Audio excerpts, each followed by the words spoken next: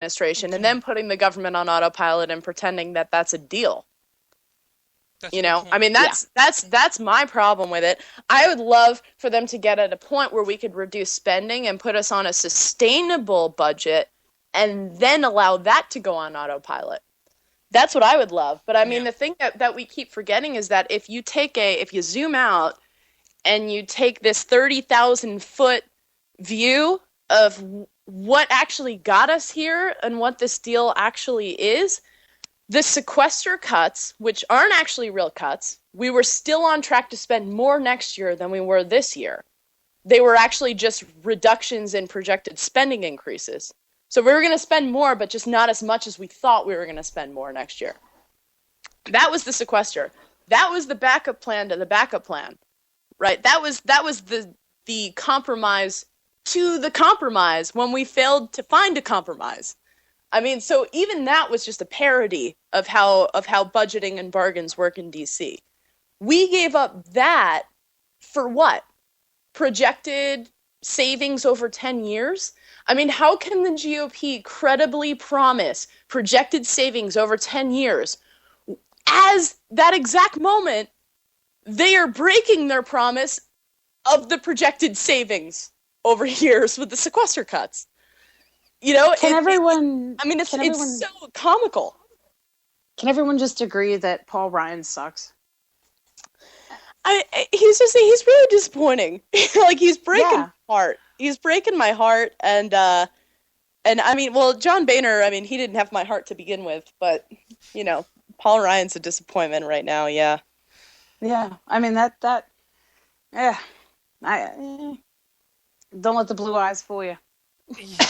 Get you every time. Hey girl, it's Paul Ryan. Hey girl, I'm raising the debt. Yeah, and I think one of the things, and I know that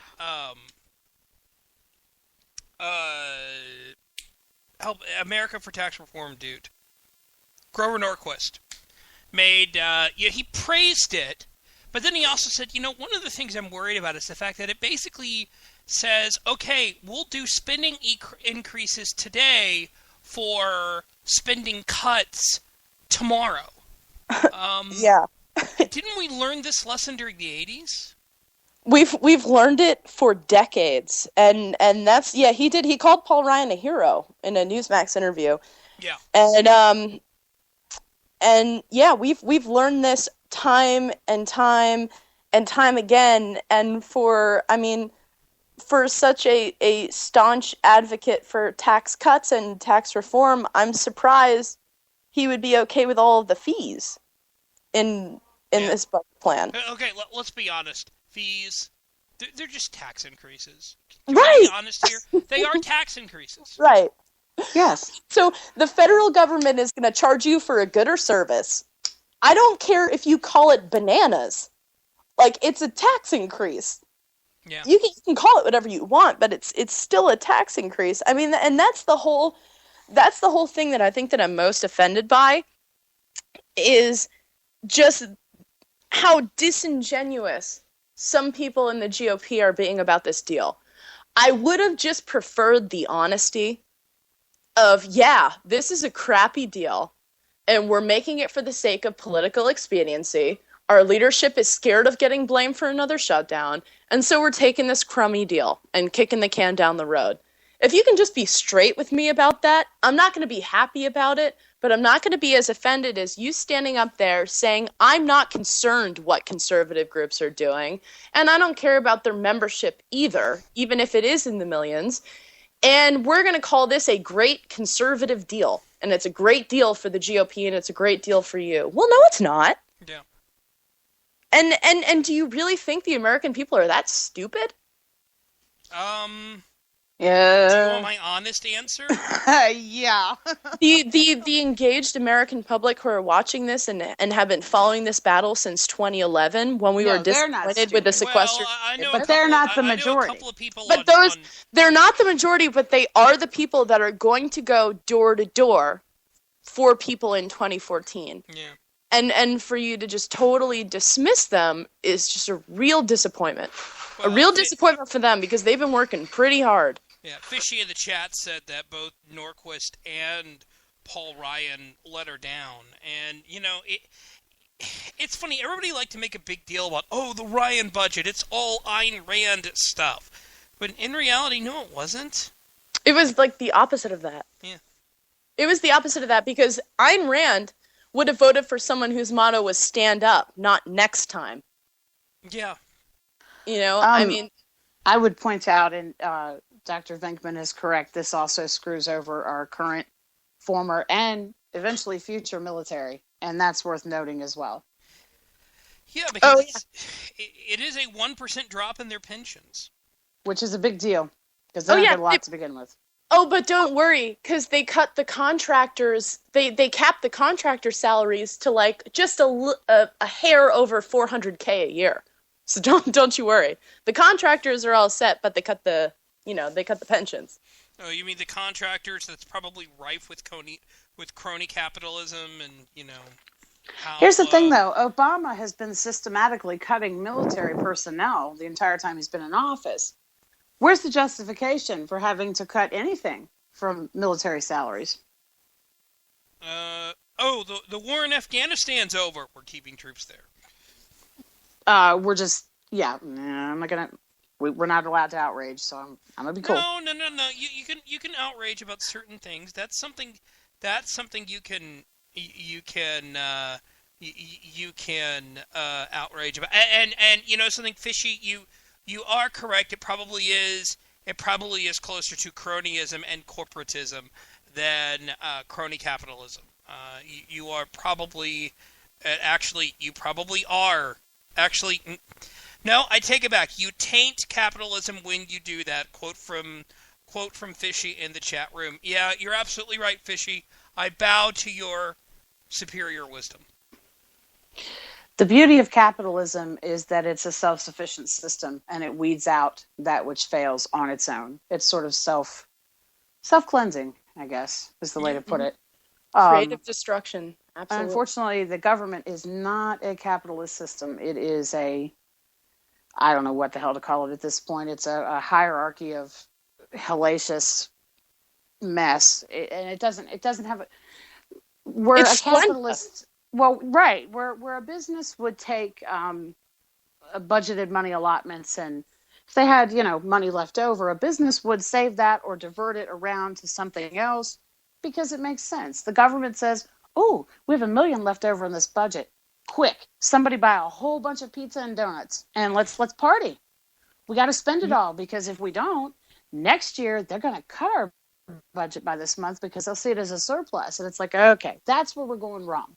You're not going to have effective cuts in spending until you teach the government not to waste surplus money. Well, listen. And one of the biggest mythologies that we have to. Go ahead, Jackie.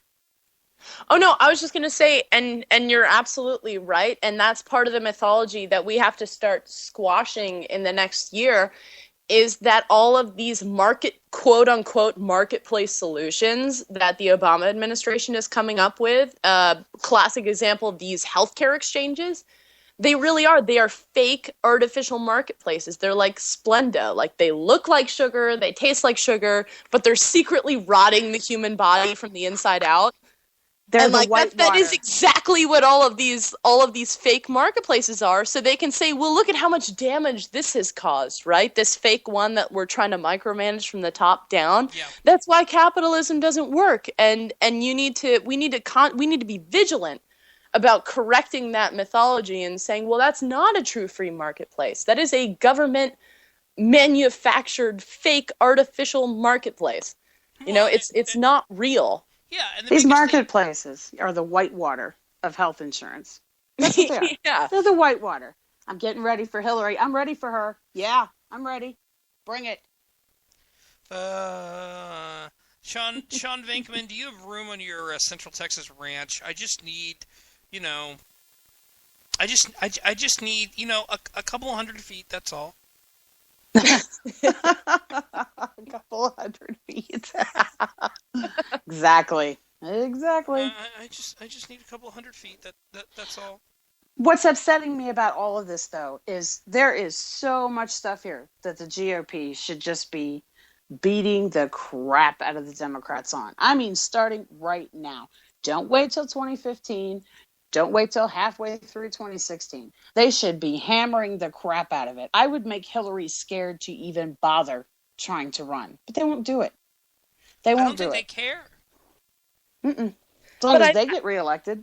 And I think they're presenting a false choice too. I mean, if you listen to most of the incumbents, what they're saying is, well, we need to accept this budget deal because then we can focus on Obamacare in 2014. And we can't fight this. It's like what I was saying, stand up versus next time earlier. They're saying, well, let's fight the fight next time so we can just focus on Obamacare right now. And the real spending fight is the next one. You know, let's just compromise for this one. We'll take our big stand next time. We've been saying that for years, and that's a false choice. You can do both, Republicans. It's okay. You can take a hard line on spending and hold Democrats accountable for Obamacare in 2014. It's all about strategy. It's become this game called strategy. And I'm sick and tired. I got to tell you, as an average person, because I'm not in the political realm, I just follow politics. I'm nobody important. But the word strategy just well, you're a me taxpayer and you're footing the bill, so I say you're pretty effing important. All right, because Thank you. You mentioned strategy. No, actually, Shannon, you bring up a good point. You mentioned strategy, and here in the Cigar Lounge, we like to be all about solutions. If we weren't, we would probably, I don't know, be some other show. But what is the solution here? Is it just saying, okay, we have to elect true free market guys, or is there a way to do education at the same time? I mean, maybe this is where FreedomWorks comes into play. Okay, right now, I can tell you a partial solution based on what I see before us, and I'm thinking we need to overhaul the Senate. And I hate to say this, but it's not. It's well, we got to get rid of some Democrats, obviously. But I can think of a pretty good handful of Republican senators that have got to go. They've been there too long. Enough's enough. I don't know why I have to watch their mental issues play out on a national stage. But that's what I'm saying. There's two of them that clearly have mental problems, and they need to go. They need to go home. It's time to retire. It's okay. You've worked really hard. Right. Take a break. Good night. However, we've got a couple of senators that give me a tiny gleam of hope, and that's going to be Cruz and Lee, because they're doing what they were elected to do, and that's so rare. That's so rare. And by the way, Ted Cruz was right. He was absolutely right. He didn't worry about a strategy. He saw an opportunity right then and there to go ahead and grandstand and get the party started. That is in and of itself a strategy, even if the rest of the, naysayers didn't think that it was conducive to what the ultimate end game is. Stop looking at the end game. There is no end game in the United States of America. We are supposed to be the free beacon of the world. That should never end, right? Amen, sister. I mean, there you go. that is the strategy. The strategy for an authentic member of Congress is to keep your promise that you made to your constituents on the campaign trail. Ted Cruz got elected, and Ted Cruz and Mike Lee, by the way, both were denounced by the establishment as unelectable in their primaries. Okay, so they get denounced as unelectable. They make their promise, and they connect with the grassroots that they're gonna do everything they can. They're gonna use every tool on the table that they have to defeat Obamacare, and then the Beltway poobahs are just shocked and appalled that they get here and actually do everything that they can to fight Obamacare. You know who wasn't surprised? All of the people who voted for them. Yeah. I wasn't surprised. And see, I'm not in Texas, but I remember. And you're right. It's not that grand agenda, that house of cards strategy that people are doing now in terms of what will make me popular, what will make the polls go up, what will get me reelected. They looked at the promises they made, and they acted on those. And it's that authenticity that is going to be the future of the GOP.